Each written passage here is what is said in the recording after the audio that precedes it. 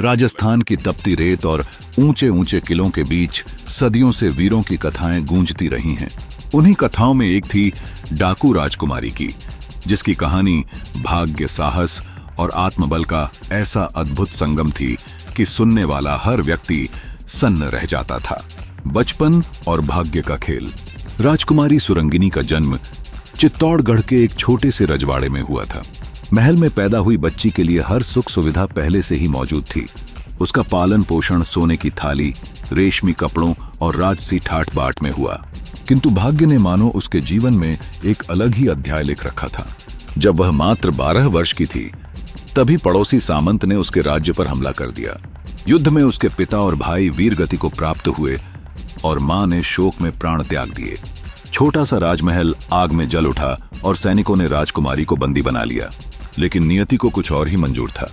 कैद से भाग निकली वह बालिका भागते भागते जंगलों और बंजर पहाड़ियों के बीच आ पहुंची।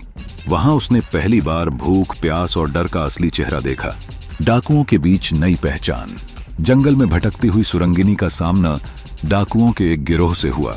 वे लोग पहले तो उसे मार देना चाहते थे, परंतु राजकुमारी की आंखों में अडिग ज्वाला देखकर उनके सरदार ने कहा, यह लड़की आम नहीं है, इसके भीतर जौहर की ज्वाला है, इसे मारना पाप होगा। धीरे धीरे वही गिरोह उसका परिवार बन गया। उसने तलवार चलाना सीखा, घोड़े दौड़ाने की कला सीखी और योजनाएं बनाना सीखा। समय के साथ लोग उसे डाकू राजकुमारी कहने लगे। साहस की कसौटी। सुरंगिनी का जीवन अब 2 हिस्सों में बांट चुका था। एक ओर उसका राजसी अतीत, दूसरी ओर डाकुओं के साथ बीता वर्तमान। पर उसने अपने मन में कभी यह स्वीकार नहीं किया कि वह केवल एक लुटेरी है। उसने गिरोह को आदेश दिया कि हम केवल उन अमीरों से लूटेंगे जिन्होंने गरीबों का शोषण किया है। किसी निर्दोष किसान या व्यापारी का सामान नहीं छीनेंगे। धीरे धीरे उसका नाम आम जनता के बीच फैल गया। लोग उसे लुटेरी नहीं बल्कि संरक्षक मानने लगे।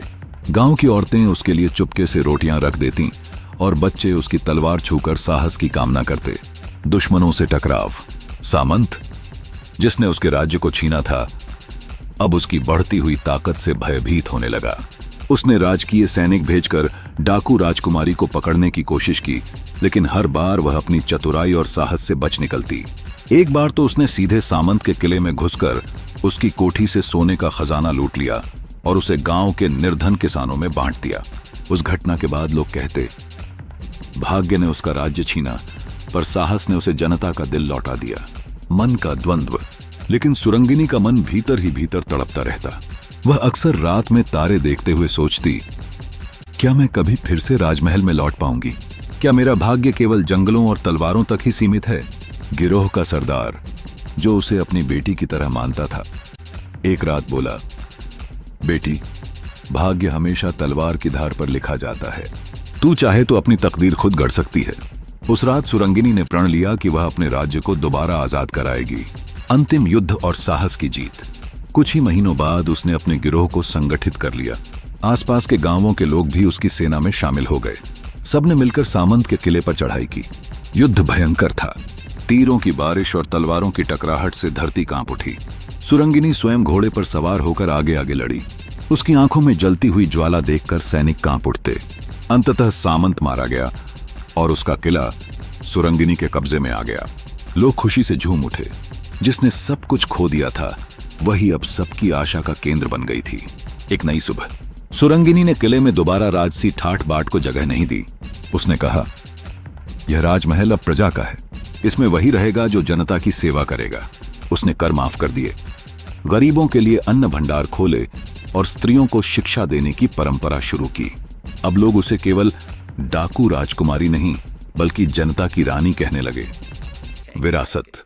सुरंगिनी की कहानी आज भी राजस्थान की लोकगीतों में गाई जाती है। उसका जीवन बताता है कि भाग्य चाहे कितना ही कठोर क्यों न हो, साहस और आत्मबल से इंसान अपनी नई राह खुद गढ़ सकता है। जिस राजकुमारी ने महलों का सुख खोया, उसने जंगलों में अपने साहस से नया साम्राज्य बनाया। जनता के दिलों में